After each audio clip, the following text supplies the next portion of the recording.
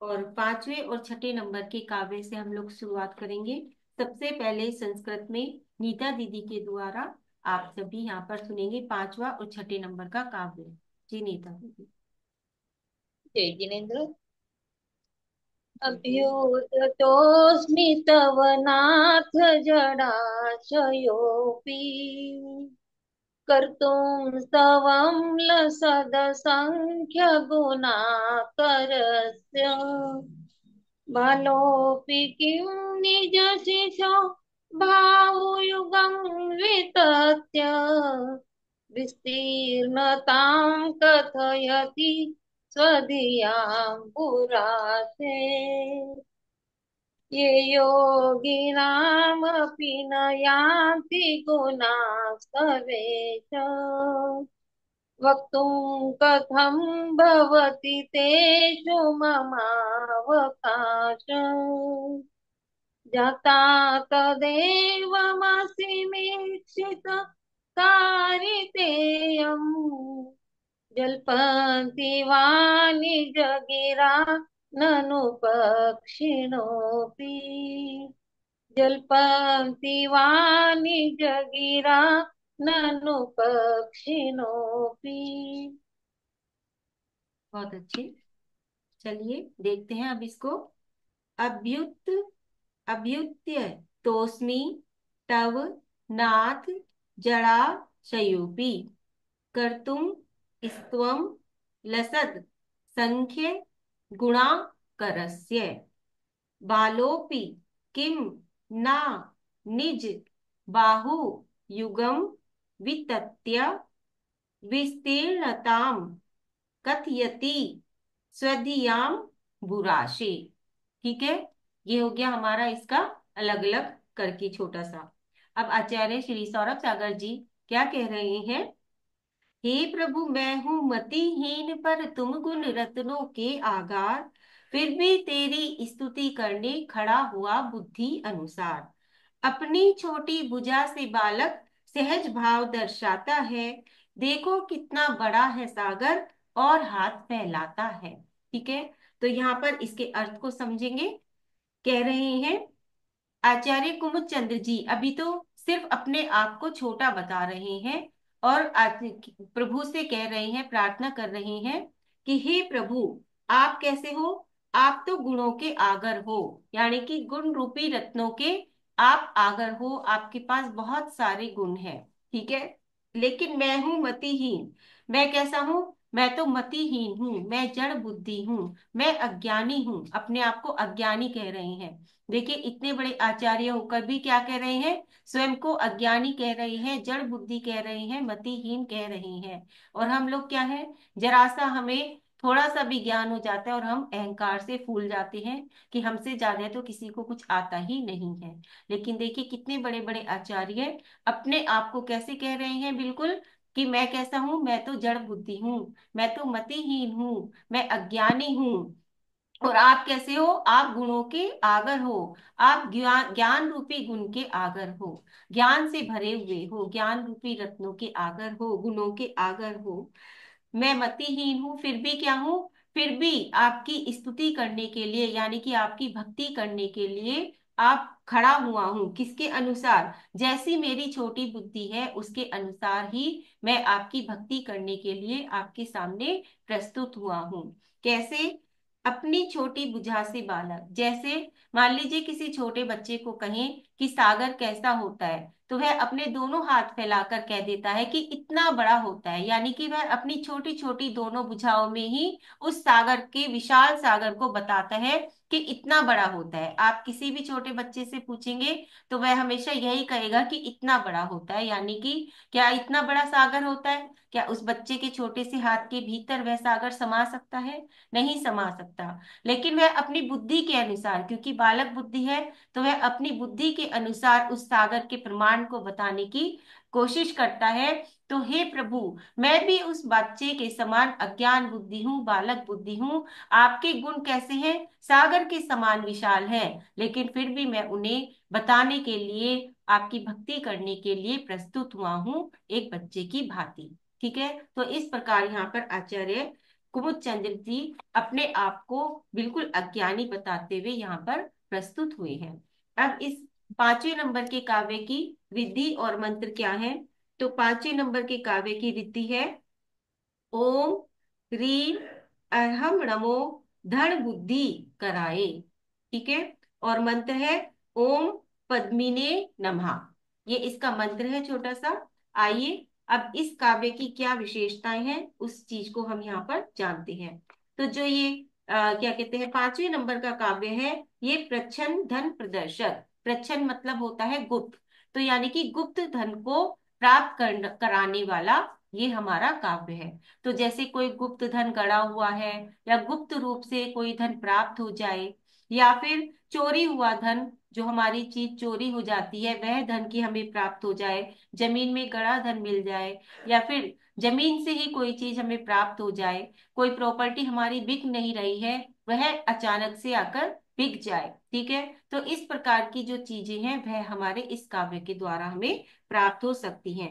किसी ने हमारी प्रॉपर्टी हड़प ली है तो तब भी यह काव्य करने से वह हमें मिल सकती है। मतलब जिस चीज की हमें मतलब इच्छा ही नहीं है, या जिस चीज की हमें मतलब हम आकांक्षा नहीं कर रहे, या जिस चीज के लिए हम सोचते हैं कि ये चीज तो हमारी जा चुकी है, अब ये धन हमें प्राप्त नहीं होगा, तो वही गुप्त रूप से हमें प्राप्त हो जाता है। तो उस प्रकार से उसके लिए हम ये काव्य नंबर 5 कर सकते हैं। विधि क्या है इसमें? तो विधि यही रहेगी कि क्या कहते हैं, सबसे पहले हमें काव्य करना है, उसके बाद हम रिद्धि और मंत्र करेंगे। ठीक है। 27 बार काव्य करेंगे, और इसकी जो साधना करेंगे हम 49 डेज तक करेंगे। 49 डेज तक इसकी हम साधना करेंगे, और जाप संख्या भी इसकी 49,000 होगी, यानी कि 49 हजार। ठीक है। 49 हजार इसकी हमें जाप करनी है टोटल 49 दिन में। ठीक है। उसी तरह से करना है, डेली दिया जलाकर करना है, पानी रखकर करना है। ठीक है। और सामने भगवान की फोटो भी रख सकते हैं, पार्श्वनाथ भगवान की, और नहीं तो उस जहां पर हमारा पूजा घर है वहां पर भी बैठ के कर सकते हैं। प्रातः काल ब्रह्म मुहूर्त में हमें ये करना है। ठीक है। और रोज हमें सबसे पहले 27 बार काव्य पढ़ना है। जैसे ये 5वें नंबर की अगर साधना करनी है, 5वें नंबर का काव्य, रिद्धि और मंत्र, और उसकी 49 यानी कि 49 बार दिन तक 49 हजार जाप आपको टोटल पूरी कर लेनी है। ठीक है। ये इसकी विधि रहेगी।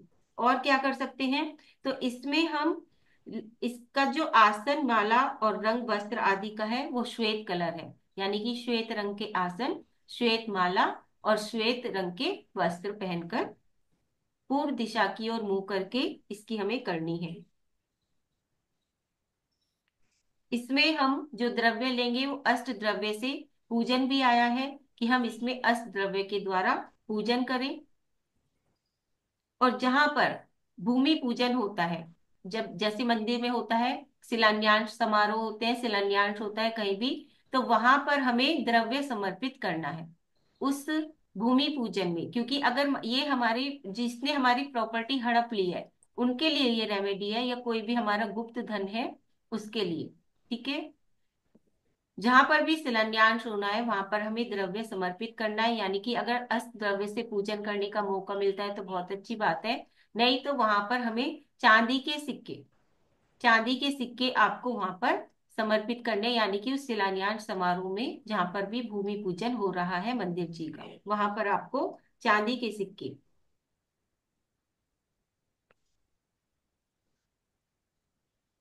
ठीक है। तो ये इसकी रेमेडी है। और ब्रह्म मुहूर्त में इसका ये करना है। इसका जो बीजाक्षर है वो है खम। खम बीजाक्षर। ख खरगोश, उसके ऊपर बिंदी, खम बीजाक्षर। जो भी ये चिंतित मनोरथ कार्य है, यानी कि हमने जो अपने मन में जिस चीज के लिए सोचकर हम जिस कार्य के लिए करेंगे, हमारे मन की जो इच्छा है उसको पूरी करेगा। ठीक है। और साथ ही साथ स्तंभन भी करेगा। तो स्तंभन यानी कि अगर हमारी चोरी गया हुआ सामान है तो वह वही स्तंभन हो जाएगा उसका, और वह चीज की हमें प्राप्ति हो जाएगी। ठीक है। तो चोरी किए हुए सामान के लिए, वस्तु खो गई है उसके लिए भी हम ये कर सकते हैं। खम बीजाक्षर। इसकी जो भावना है वो है मैं समृद्धि को आकर्षित करने वाली चुंबक हूँ। मैं समृद्धि को यानी कि अबंडेंस को आकर्षित करने वाली चुंबक हूँ। ये इसकी यहाँ पर आप भावना, ये भावना आप भा सकते हैं तब।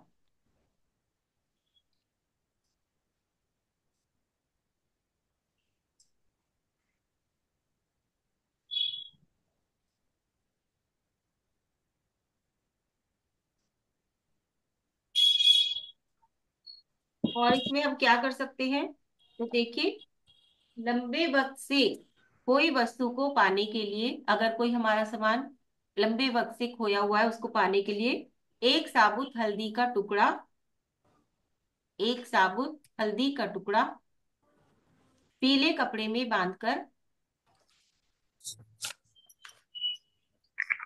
इसे घर में साफ स्थान पर रखें। मतलब किसी चौकी आदि पे रखें, वहां पर एक दिया जलाएं और काव्य नंबर 5 को 50 बार पढ़ें। काव्य नंबर 5 को 50 बार पढ़ें दिया जलाकर। अब ये उसके लिए है जो चीज आपके घर में ही खो गई है। ठीक है।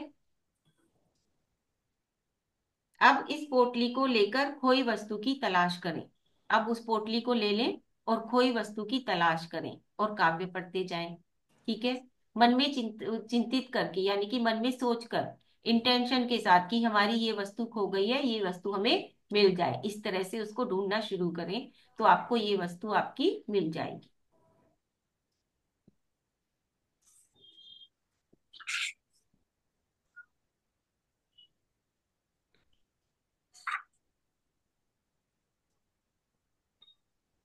Sorry, I couldn't connect OnePlus Nord CE3 Lite 5G.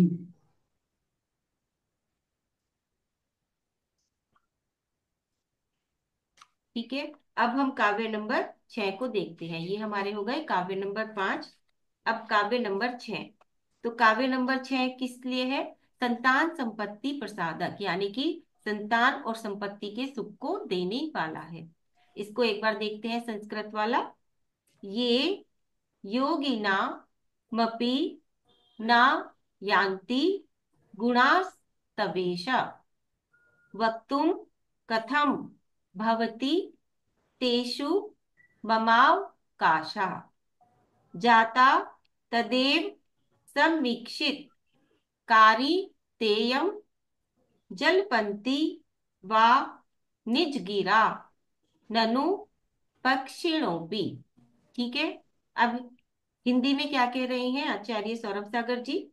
कह रहे हैं, बड़े बड़े योगी जन प्रभुवर गुण गाने असमर्थ रहे, हम मूर्ख हैं ज्ञानहीन प्रभु, तुम गुण गौरव कैसे कहें। जो पंछी अपनी बोली में प्रभुवर बातें करते हैं, त्यों हम बिना विचारे प्रभुवर भक्ति तेरी करते हैं। तो यहाँ पर क्या कह रहे हैं? हे गुण अलंकृत देव, यानी कि हे गुणों से अलंकृत देव, आपके जिन अपरिमित गुणों का वर्णन करने में बड़े बड़े योगी और धुरंधर विद्वान तक अपने आप को असमर्थ मानते हैं। यानी कि आपके गुणों का अनुवाद करने में, उनके गुणों को गाने में जो बड़े बड़े योगी हैं, यानी कि बड़े बड़े मुनि हैं, बड़े बड़े योगी हैं, बड़े बड़े आचार्य हैं, बड़े बड़े धुरंधर विद्वान हैं, वह तक भी क्या है, अपने आप को असमर्थ मानते हैं। उन गुण का वर्णन मैं अल्पज्ञ मानव कैसे कर सकता हूँ? अर्थात मैं तो बिल्कुल भी नहीं कर सकता, क्योंकि मैं क्या हूँ, मैं तो बिल्कुल अल्पज्ञ हूँ। तो मैं आपके गुणों का अनुभव, आपके गुणों को कैसे गा सकता हूँ? तो वह कह रही हैं कि उसी प्रकार जैसे स्तवन प्रारंभ करने के पूर्व अपनी शक्ति को मैंने देखा नहीं, है ना, मैंने अपनी शक्ति को देखा नहीं कि मैं ये काम कर पाऊंगा या नहीं, मैंने कुछ भी सोचा नहीं, कुछ भी विचारा नहीं, सिर्फ मैं वो करने के लिए उद्यत हो चुका हूँ, बिना सोचे समझे, बिना विचारे। जैसे जैसे कि जो पक्षी हैं, जो पशु पक्षी होते हैं, वह मानव की बोली को, मतलब जो मानव बोलते हैं, जो हम लोग वाणी बोलते हैं, उसको उसमें बोलने में असमर्थ है। लेकिन फिर भी वह क्या करते हैं, अपनी ही बोली में बातें करने लग जाते हैं, अपनी ही बोली में बोलते हैं। ठीक है। जबकि वह किस में असमर्थ है, वह मानव की बोली को बोलने में असमर्थ है। फिर भी उन्हें जो आता है, यानी कि पशु पक्षियों को जो भी आता है, वह अपनी उसी वाणी में कहने लग जाते हैं, बात करने लग जाते हैं। उसी प्रकार जो बड़े बड़े योगी जन भी, विद्वान भी आपके गुण गाने में असमर्थ हैं, तो लेकिन मैं उसके लिए उद्यत हुआ हूँ, क्योंकि मैं जैसा हूँ, अल्पज्ञ हूँ, फिर भी मैं बिना सोचे समझे, बिना विचारे उस कार्य को करने के लिए यहाँ पर आया हूँ, उद्यत हुआ हूँ। अपने आप को क्या कह रहे हैं, बिल्कुल ही अल्पज्ञ यहाँ पर वह मान रहे हैं। ठीक है। तो इस प्रकार से ये काव्य और इसका अर्थ है। अभी तक तो वह क्या कह रहे हैं, अपने आप को बिल्कुल अल्पज्ञ बता रहे हैं। कभी आपको अपने आप को जड़ बुद्धि कहते हैं, कभी आपको मतिहीन कहते हैं कि मैं बिना बुद्धि का हूँ, मतिहीन हूँ, मैं बालक के समान हूँ, पशु पक्षियों के समान हूँ। तो इस प्रकार से अभी तो अपने आप को बिल्कुल ही छोटा वह कह रहे हैं भगवान के समक्ष। आइए अब इसको आगे समझते हैं। इसके जो रिद्धि और मंत्र है वो है, छठे नंबर के काव्य की रिद्धि है, ओम रीम अरहम नमो पुत इच्छी कराए। मंत्र है, ओम नमो भगवते रीम श्रीम ब्राम ब्रीम शाम शीम द्रोम ह्रोम नमः स्वाहा। ठीक है, ये इसका मंत्र है।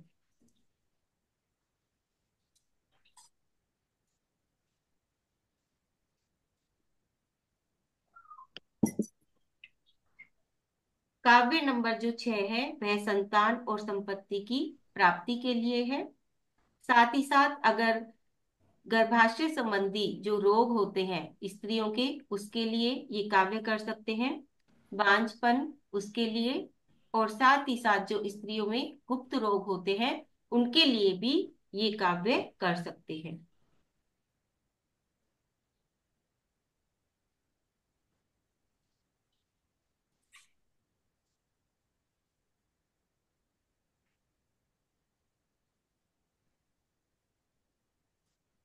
इसकी साधना जो करनी है वो 44 डेज तक करनी है, 44 दिन तक। और 21,000 इसमें जाप करनी है, 21,000 जाप करनी है 44 दिन के भीतर भीतर। और उसी प्रकार से करेंगे, विधि वही रहेगी। सबसे पहले काव्य 27 बार, उसके बाद रिद्धि और मंत्र की जाप।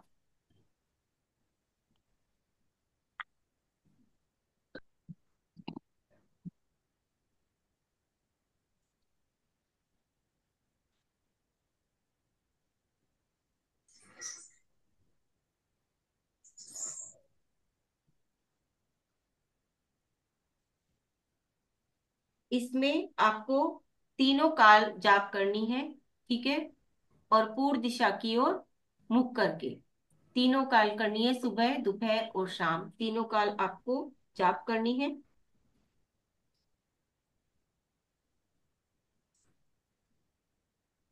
इसमें जो आसन रहेगा वो आपका ध्रुव, धुएं के समान जो कलर होता है, यानी कि ग्रे कलर, उसका आसन रहेगा।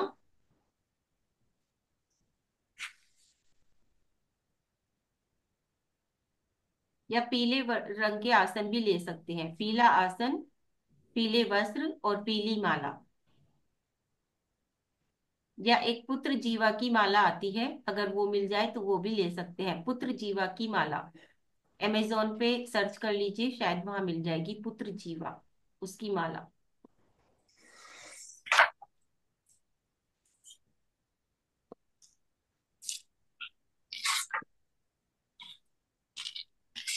इसमें और क्या करना है, तो इसमें हर रविवार को भगवान पार्शनाथ के समक्ष 5 बादाम या एक गोला समर्पित करें। जब आपकी साधना चल रही है, हर रविवार भगवान पार्शनाथ के समक्ष 5 बादाम या फिर एक गोला समर्पित करें, सूखा नारियल, गोला मतलब। और तीसरा है, प्रतिदिन धरती पर बैठकर 5 मिनट का ध्यान लगाएं। धरती मतलब धरती जहां आसन नहीं बिछेगा। ठीक है। धरती पर बैठकर 5 मिनट का ध्यान लगाएं कम से कम।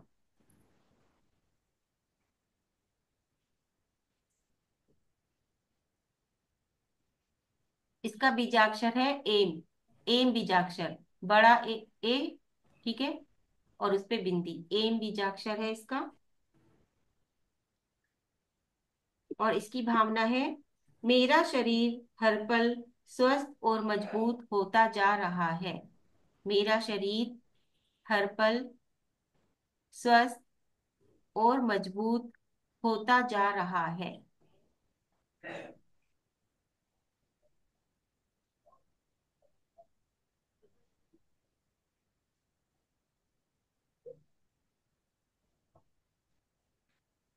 इसके लिए लिख लीजिए। और श्रवण नक्षत्र में, श्रवण नक्षत्र, जब श्रवण नक्षत्र आता है उसमें काले एरंड की जड़ लाकर, एरंड के बीज होते हैं तो ऐसे ही उसकी जड़ भी होती है, काले एरंड की बीज जड़ लाकर उसे धूप दीप देकर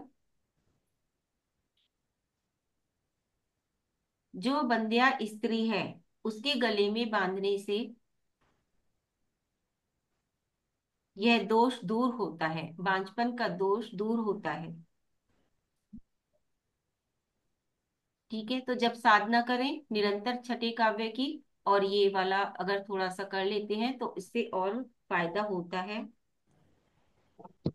या फिर 1 चम्मच अश्वगंधा, लिख लीजिए, 1 चम्मच अश्वगंधा को गर्म पानी में घोलकर दिन में 2 बार पीने से भी फायदा होता है।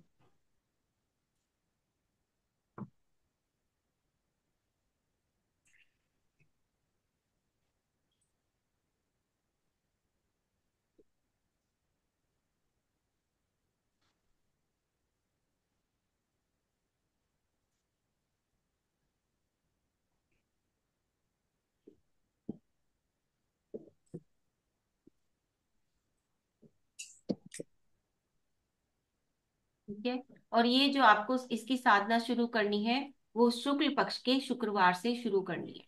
ये इसमें एक अलग से इम्पोर्टेंट चीज है कि जब भी इसकी साधना शुरू करें तो शुक्ल पक्ष के शुक्रवार से इसकी साधना शुरू करनी है।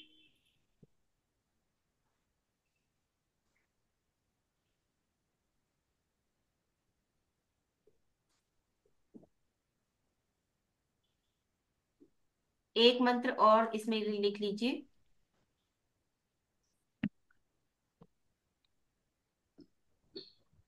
ओम रीम एम क्लीम श्रीम पुत्र कर, पुत्र कर पद्मावत्यै नमः। ओम रीम एम क्लीम श्रीम पुत्र कर पद्मावत्यै नमः। ठीक है, या तो ये वाली जाप कर लीजिए या जो पहले बताइए वो वाली जाप कर सकते हैं मंत्र की।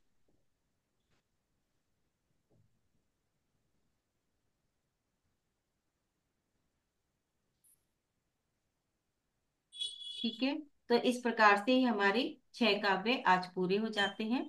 और अब अगर किसी को कोई भी क्वेश्चन पूछना है तो वो पूछ सकते हैं।